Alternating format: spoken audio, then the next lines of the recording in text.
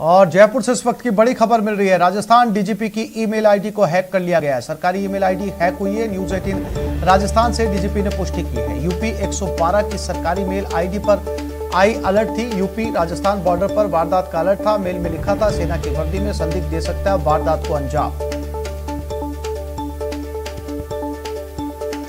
तो राजस्थान डीजीपी की email ID को हैक किया गया है। डीजीपी ने न्यूज 18 राजस्थान से इस बात की पुष्टि की है कि उनकी आईडी को हैक किया गया है।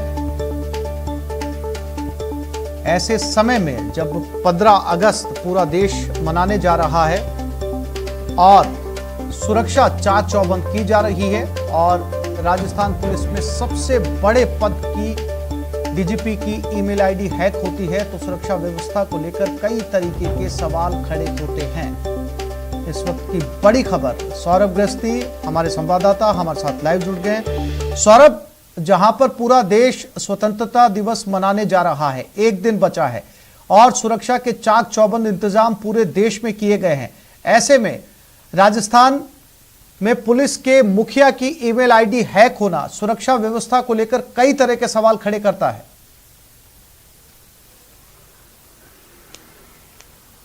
जी बिल्कुल आसिफ, आपने बिल्कुल सही कहा। स्वतंत्रता दिवस के एक दिन पहले इस प्रकार की वारदात सामने आना ये बड़ी खामी की तरफ इशारा करता है कि किस प्रकार से राजस्थान डीजीपी की सरकारी मेल आईडी को हैक किया गया और फिर यहाँ से जो है वो यूपी मेल किया गया और ये कहा गया कि राजस्थान यूपी बॉर्डर पर सेना की वर्दी में कुछ संदिग्ध लोग जो हैं वो किसी बड़ी घटना को अंजाम दे सकते हैं। इस प्रकार का मेल जो है वो किया गया है, जिसके बाद यूपी पुलिस द्वारा जो है वो राजस्थान के डीजीपी से संपर्क साधा गया। तब पूरे मामले का जो है वो खुलासा हुआ कि आखिरकार ये पूरा खेल किस प्रकार था। राजस्थान के डीजीपी ने स्पष्ट किया कि उन्होंने इस प्रकार का कोई भी मेल नहीं किया है।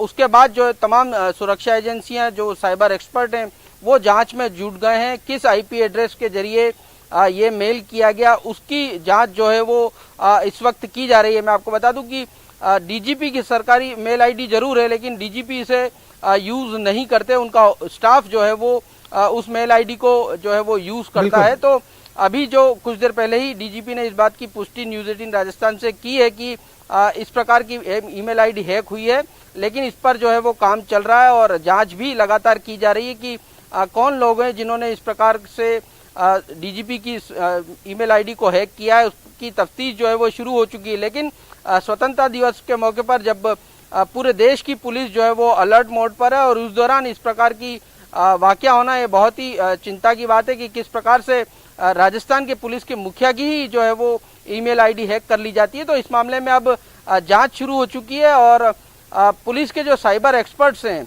वो ये तलाशने की कोशिश कर रहे हैं कि आखिरकार कौन शख्स थे जिन्होंने इस प्रकार से मेल आईडी को हैक किया है और इस प्रकार की सूचना जो है वो उत्तर प्रदेश के जो पुलिस है उसे किया है। उस प्रकार की जांच जो है वो अब शुरू हो चुकी है। जी आसिफ।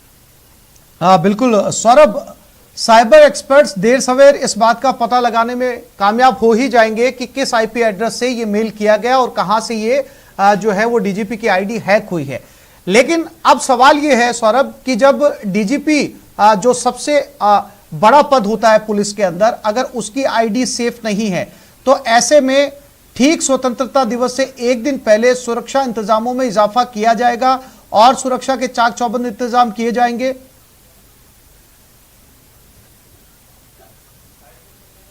जी बिल्कुल, जैसे ही ये मामला सामने आया उसके बाद दोनों ही प्रदेशों की पुलिस जो है वो अलर्ट मोड पर आ चुकी है और तमाम जगहों पर निगरानी भी जो है वो बढ़ा दी गई है। लेकिन इतना आसान भी नहीं है कि जो आरोपी हैं, जिन लोगों ने इस पूरे घटनाक्रम को अंजाम दिया है, वो जल्दी ही जो है वो सलाखों के पीछे आ जाएंगे। इतना आसान नहीं, क्योंकि साइबर एक्सपर्ट जो ये ठग होते हैं, शातिर होते हैं, ये बहुत ज़्यादा कह सकते हैं तकनीक के दक्ष होते हैं। इसलिए आज से पुलिस को जांच में कुछ देरी जरूर हो सकती है। पुलिस पहले ये पता लगाने की कोशिश करेगी कि आखिर ये मेल कहां से हुआ है, इसकी जांच जो है वो शुरू की जाएगी और उसके बाद जो है वो आरोपियों तक का जो है वो पहुंचने का काम होगा। लेकिन फिलहाल शुरुआती दौर में अभी चूंकि जो आईडी हैक हुई है उसे वापस दुरुस्त करने का काम जो है वो साइबर एक्सपर्ट पुलिस के कर रहे हैं। लेकिन अभी तक किसी नतीजे पर जो है वो साइबर एक्सपर्ट नहीं पहुंच पाए, लेकिन स्वतंत्रता दिवस के मौके पर जिस प्रकार से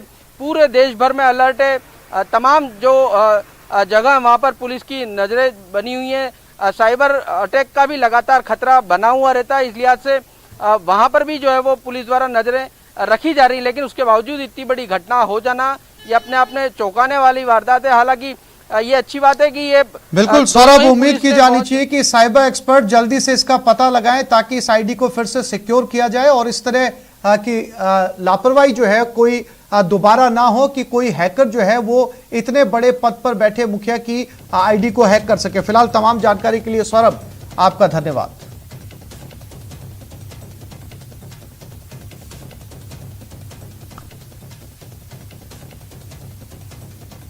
और ये खबर जयपुर से, स्मार्ट सिटी को लेकर यूडीएच विभाग स्वायत्त शासन ने परकोटे का दौरा किया। यूडीएच मंत्री के निर्देशों पर यह दौरा किया गया है। एलएसडी सेक्रेटरी भवानी सिंह देथा ने फटकार लगाई। स्मार्ट सिटी के स्लो वर्क को लेकर फटकार लगाई गई है। स्मार्ट सिटी के अधिकारियों को फटकार लगाई गई। जगह जगह मलबे के ढेर देखकर नाराजगी जताई। बरामदों में हो रहे कामकाज को लेकर भी नाराजगी थी। पिछले दिनों व्यापारियों के साथ यूडीएच मंत्री से एमएलए मिले थे। विधायक अमीन कागजी ने मुलाकात की थी। जौहरी बाजार, चौड़ा रास्ता, बापू बाजार, नेहरू बाजार की पीड़ा बताई थी। कार्यों में रही तकनीकी खामियों से अवगत कराया था। तकनीकी खामियां दूर करने की मांग की गई थी। और इसी खबर पर ज्यादा जानकारी के लिए बात करते हैं हमारे संवाददाता लवली वधवा के साथ। लवली, फटकार काम कर गई?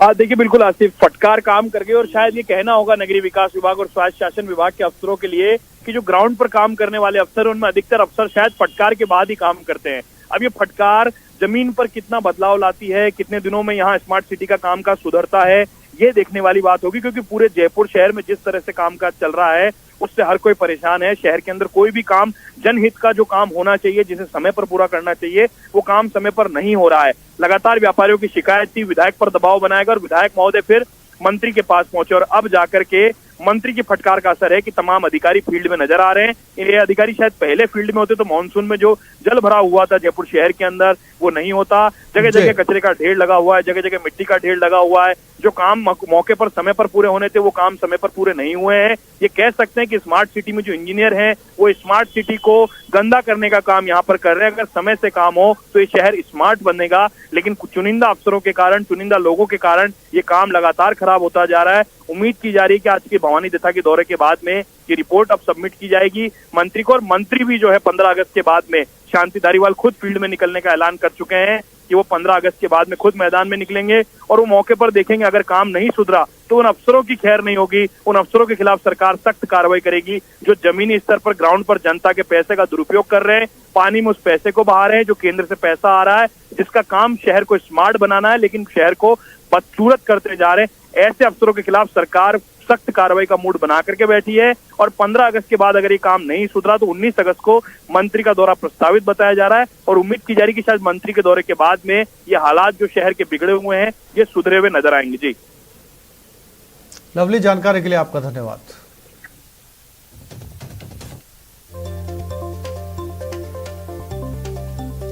जयपुर में कोटपुतली इलाके के खुर्दी गांव में बीती रात बदमाशों ने घर में घुसकर युवक पर फायरिंग कर दी। इससे युवक की मौत हो गई। इस फायरिंग से इलाके में सनसनी है। सूचना पर पुलिस ने मौके पर पहुंचकर मुआयना किया, वारदात की जानकारी ली। पुलिस ने बदमाशों की तलाश के लिए क्षेत्र में नाकेबंदी करवाई है। बताया जा रहा है कि भोलाराम अपने घर में सो रहा था। देर रात बाइक सवार 2 बदमाश घर में घुस आए। इन बदमाशों ने भोलाराम की गोली मारकर हत्या कर दी। इस वारदात से मृतक के परिजन खौफ जताए।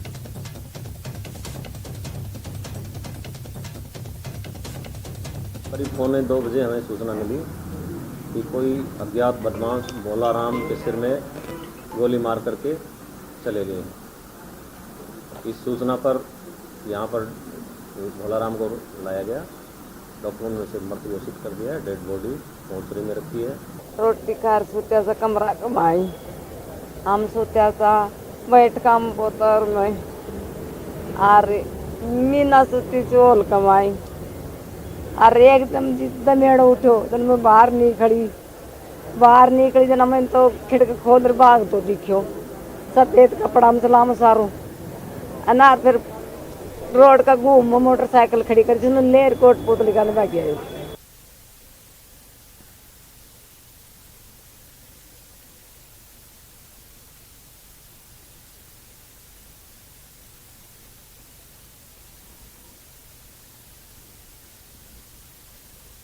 कोटा में फायरिंग की सूचना, कोचिंग संस्थान में फायरिंग की खबर है। हथियारबंद बदमाशों ने फायरिंग की है। सूचना के बाद इलाके में हड़कंप है।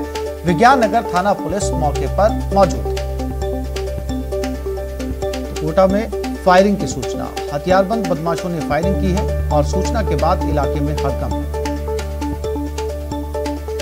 और फायरिंग भी कोचिंग संस्थान में हुई है।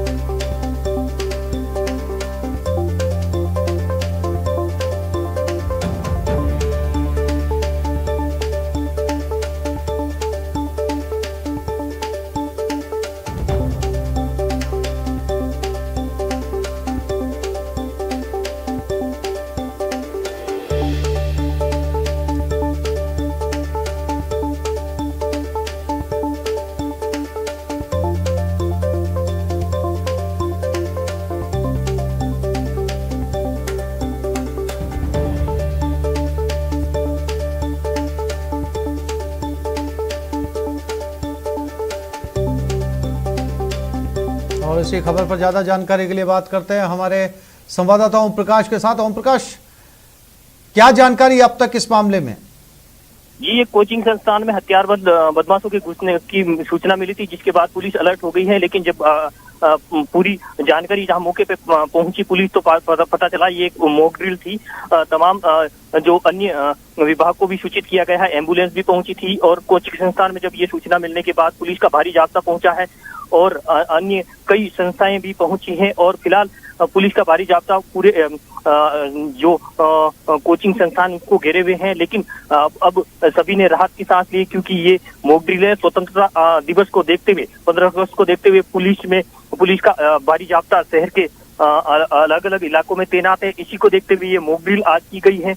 हाँ, उस मॉक ड्रिल के तहत तो वहाँ एमबीएस अस्पताल जो संभाग का सबसे बड़ा, वहाँ भी अलर्ट किया गया है। वहाँ भी पुलिस का भारी जाब्ता है। शहर के रेलवे स्टेशन, बस स्टेशन पर भी पूरी जाब्ता तैनात है। और यहाँ ये एक मॉक ड्रिल की सूचना बाद में मिलने के बाद फिलहाल पुलिस प्रशासन ने राहत की सांस ली है और भारी जाब्ता फिलहाल मौके पर मौजूद है। जी ओम प्रकाश, जानकारी के लिए आपका धन्यवाद।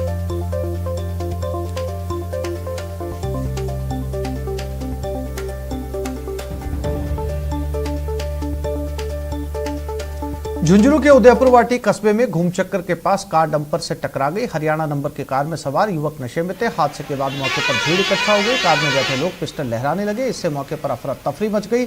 सूचना पर पुलिस भी मौके पर पहुंची। कार में बैठे युवकों को थाने ले आई। पुलिस की तलाशी में युवकों के पास लाइटर मिली है। लाइटर देखने में पिस्टल जैसा है। पुलिस का कहना था कि युवकों के पास लाइटर ही थी, जबकि मौके पर मौजूद लोगों का कहना है कि युवकों के पास पिस्टल थी।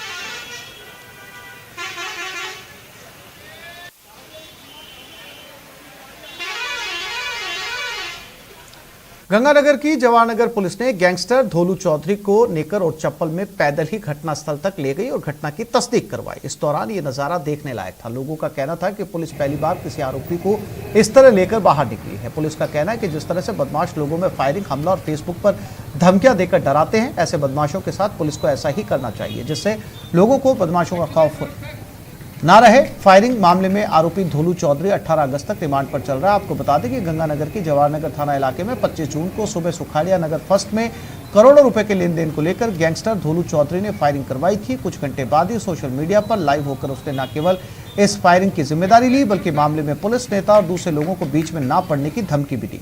पुलिस इस मामले में अब तक 8 लोगों को गिरफ्तार कर चुकी है।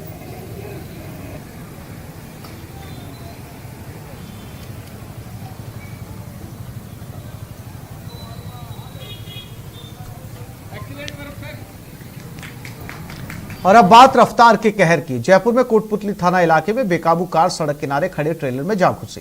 इस हादसे में कार सवार एक शख्स की मौत हो गई, जबकि महिला समेत 3 अन्य लोग घायल हो गए। घायलों को राजकीय अस्पताल में भर्ती करवाया गया, जहां से उन्हें जयपुर रेफर कर दिया गया। यह हादसे गोवर्धनपुरा चौकी पुलिया के पास हुआ। बताया जाता है कि फागी निवासी विजय कुमार दिल्ली में बैंक में काम करते थे। वो अपने साथियों के साथ कार से दिल्ली से जयपुर जा रहे थे। गोवर्धनपुरा पुलिया के पास वो हादसे का शिकार हो गए। इस हादसे में कार बुरी तरीके से क्षतिग्रस्त हो गई और विजय कुमार की जान चली गई। फिलहाल पुलिस ने ट्रेलर और कार को जब्त कर लिया है और मामले की जांच शुरू कर दी है।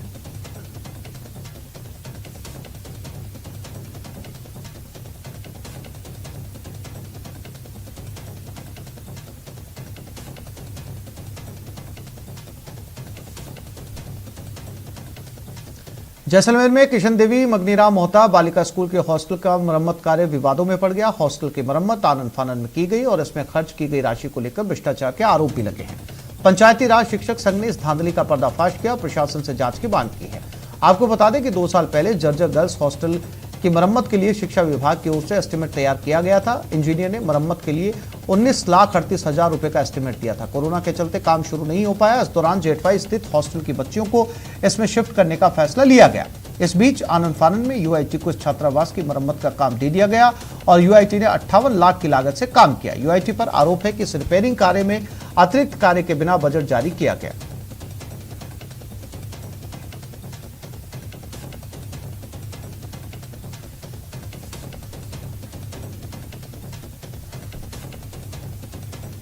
एकमात्र स्कूल है जिसमें ये बालिका हॉस्टल बना हुआ है और इसका शिक्षा विभाग के बहुत बड़ा उपयोग के लिए थी, लेकिन एक स्थानांतरण में भी अनियमित है कि उसके बाद में यूआईटी ने, उससे पहले संस्था ने हमसे मांग की थी कि इसका रिपेयरिंग किया जाए, तो संस्था ने एक एस्टीमेट निकाला 19,37,000 का और यूआईटी ने आनंद फानन में इसका जो एस्टीमेट निकाला 59 लाख है लगभग।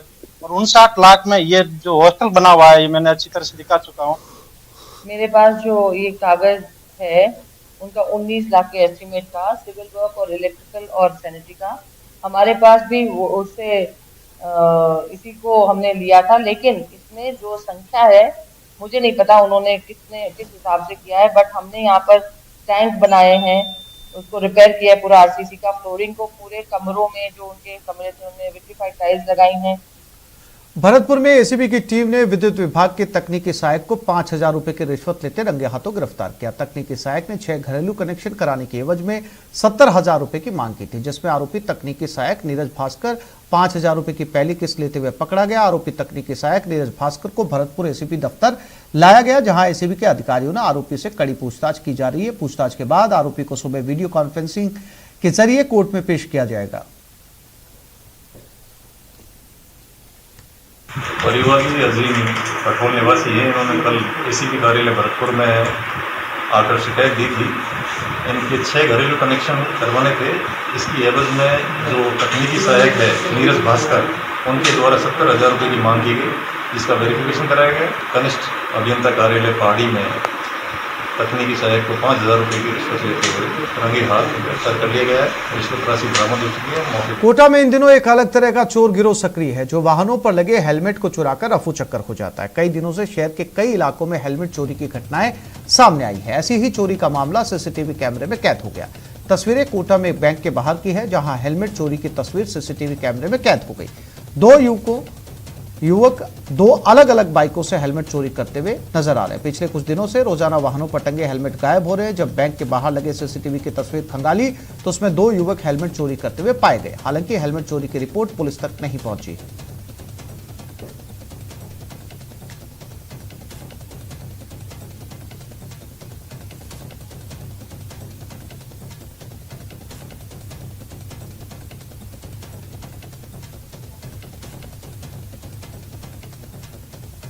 गंगानगर की पूजा कॉलोनी में देर रात बदमाशों ने एसबीआई एटीएम को निशाना बनाया। इन बदमाशों ने एटीएम तोड़कर लूट की नाकाम कोशिश की और एटीएम में लगे सीसीटीवी कैमरों को भी तोड़ दिया। बदमाश वारदात को अंजाम देते उससे पहले वहां किसी के पहुंचने से बदमाश फरार हो गए। सूचना पर देर रात पुलिस मौके पर पहुंची। मौका वारदात का मुआयना करने के बाद जांच पड़ताल में जुट गई है।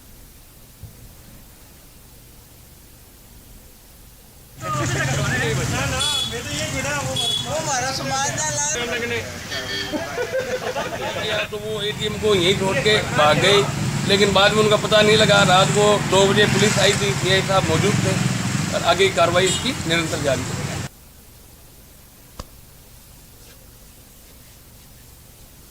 एक छोटे से ब्रेक के लिए रुकेंगे, जल्द लौटेंगे।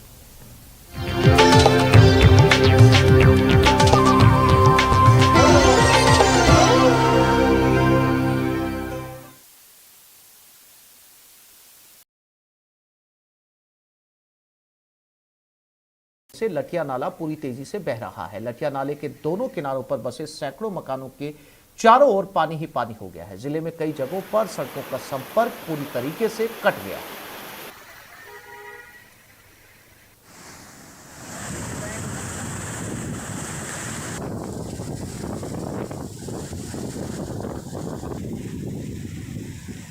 कोटा में इटावा क्षेत्र में लगातार बारिश जारी है, जिसकी वजह से खातोली करवाड़ के बीच मदनपुरा गांव के पास सड़क की पुलिया क्षतिग्रस्त हो गई।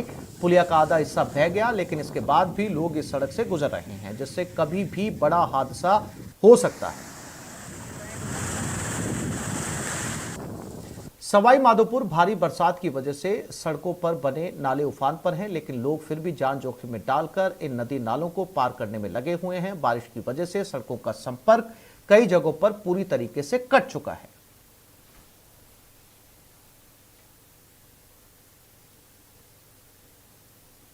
भरतपुर में बरसात की वजह से झरनों की खूबसूरती बढ़ा दी गई है। पानी की आवक से गिरते झरनों का मजा लेने के लिए भारी संख्या में लोग उमड़ रहे हैं और नहाने के लिए इन झरनों पर उमड़ रहे हैं।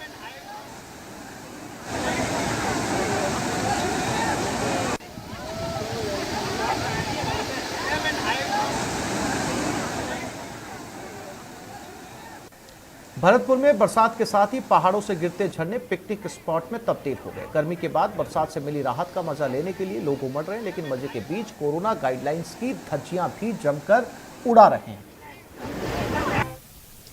बीजेपी आज पहले चरण के पंचायत राज चुनाव के लिए टिकट फाइनल कर रही है। प्रदेश दफ्तर में 6 जिला परिषद और 78 पंचायत समितियों के टिकट फाइनल होंगे। केंद्रीय मंत्री गजेंद्र सिंह शेखावत बैठक में हिस्सा लेने के लिए बीजेपी ऑफिस पहुंचे। उन्होंने कहा कि बीजेपी इस चुनाव में जीत दर्ज करेगी। गहलोत सरकार ने ग्रामीण जनता से किए हुए वादे नहीं निभाए, किसानों की कर्ज माफी नहीं हुई, प्रदेश का विकास ठप हो गया और अपराध में राजस्थान अव्वल हो गया।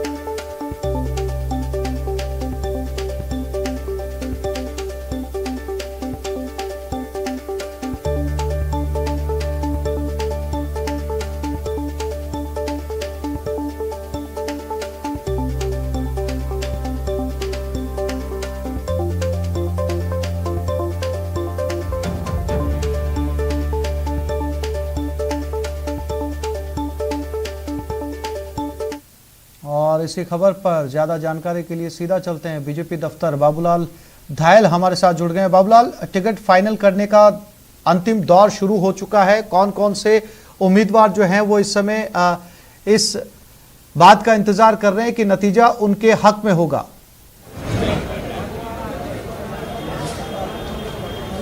देखिए, उम्मीदवार कम और समर्थकों की तादाद इस वक्त बहुत ज़्यादा है बीजेपी कार्यालय में। परसों नामांकन का आखिरी दिन है। उससे पहले जो समर्थक हैं वो चाहते हैं कि उनके ही पसंदीदा दावेदार को उम्मीदवार बनाए। पार्टी इसके लिए जोड़ तोड़ से लेकर दबाव बनाया जा रहा है। पार्टी के नेताओं में आपस में भी अंतर्कलह देखने को मिली है।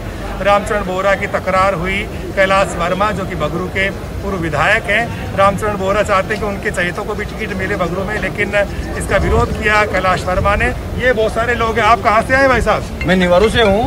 मिल रहा है टिकट आपके बंदे को? नहीं मिल रहा है। वो कारण सिर्फ ये है कि वो महिला है और अनमेरिड है, 21 साल की है, बालिग है वो। कारण ये बताया जा रहा है। ये कोई कारण हुआ? जबकि कर्मठ कार्य करता है और उनके पिताजी वार्ड पंच रहे हैं। आज 12 साल से वो मेहनत कर रहे हैं और जो कार्यकर्ता ही नहीं, उस क्षेत्र के वासी को टिकट दी जा रही है। बाहरी का विरोध हो रहा है। आप कहाँ से आए? मैं मौजूद से हूँ। पूर्व में आज के 11 साल पहले मेरे पिताजी ने समिति सदस्य का टिकट मांगा था। उस समय भी हमारा टिकट काट दिया गया था, नहीं मिला। फिर भी हम 11 साल से निरंतर इस पार्टी की सेवा करते रहे। आज फिर से मैं जिला परिषद का सदस्य का चुनाव लड़ने के लिए मैंने अप्लाई कर रखा है। पैनल में नाम तो गया है, लेकिन मेरा जो सांसद महोदय है और काफी एमएलए साहब ने मेरी पैरवी नहीं करी है। तो मुझे पैरवी नहीं हो रही, थोड़े निराश हो रहे हैं। आप कहाँ से हैं भाई साहब? बांदी कोई किसके लिए आए? अच्छा, उम्मीद लग रही है टिकट मिल जाएगी? तो भरतपुर से लेकर के और जोधपुर तक के लोग आसिफ जो है इस वक्त बीजेपी के प्रदेश कार्यालय में जमे हुए हैं। 6 जिला परिषदों के जिला प्रमुख बनेंगे इस चुनाव में। 78 पंचायत समितियों के प्रधान चुने जाएंगे। बहुत सारे जिला पार्षद और पंचायत पार्षद चुने जाएंगे और गांव की सरकार में जो है भागीदारी के लिए, यानी कि प्रधान और प्रमुख बनने की लड़ाई शुरू हो गई। परसों नामांकन का आखिरी दिन रहेगा। उससे पहले अपने पसंदीदा नेताओं को टिकट दिलवाने के लिए उनके समर्थक बीजेपी कार्यालय में जमा है। पूरी जोड़ तोड़ हो रही है, दबाव बनाया जा रहा है और हर हाल में टिकट ले जा करके और अपने नेता को जिताने के दावे तक करे जा रहे हैं, लेकिन जब तक टिकट फाइनल नहीं हो जाते तब तक ये जो समर्थक बिल्कुल बाबूलाल, इंतजार करना चाहिए कि समर्थक जो है अपनी बात को शीर्ष नेतृत्व तक पहुंचाने में कितना कामयाब हो पाते हैं और किस किस को टिकट जो है वो मिलती है। फिलहाल तमाम जानकारी के लिए, तस्वीरें दिखाने के लिए बाबूलाल आपका धन्यवाद।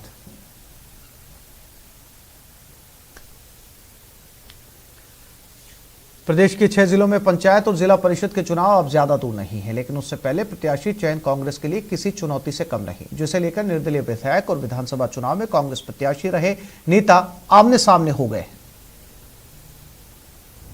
गांव की सरकार जीत का दावा, सब एकजुट है, कांग्रेस पार्टी, संगठन, सत्ता सब मिलकर के और पंचायत राज के चुनाव जीतेंगे, भारी बहुमत के साथ जीतेंगे।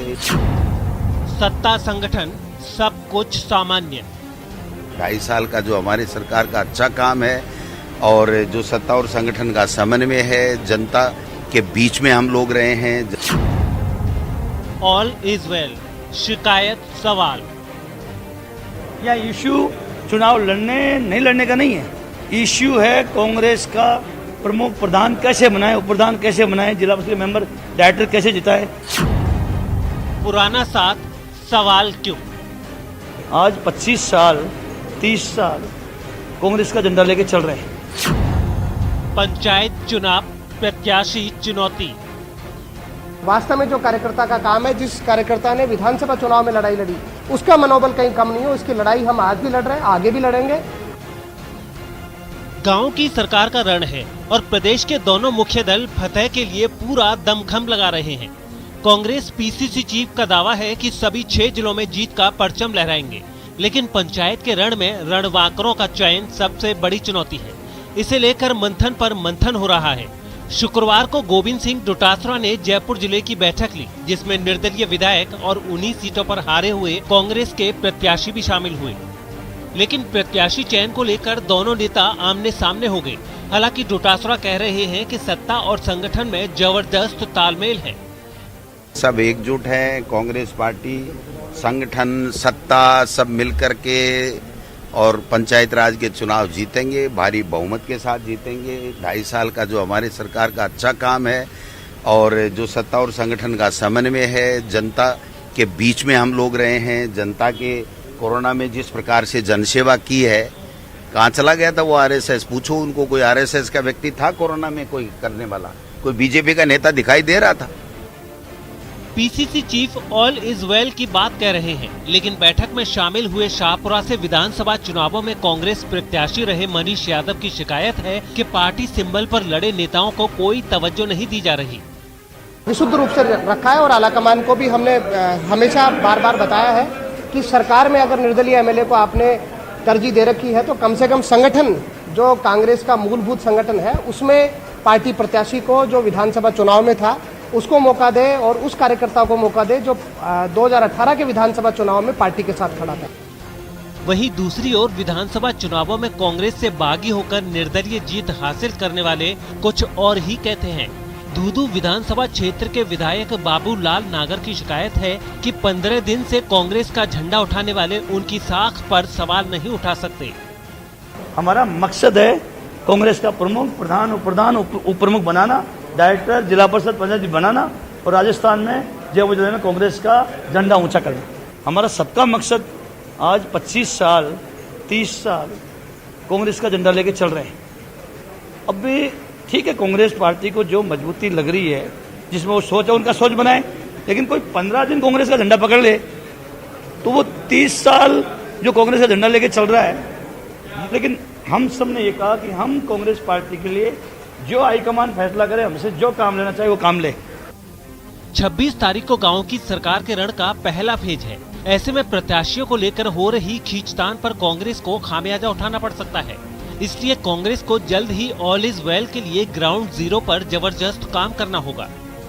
जयपुर से न्यूज 18 के लिए सचिन कुमार की रिपोर्ट। एक छोटे से ब्रेक के लिए रुक रहे हैं, जल्द लौटेंगे।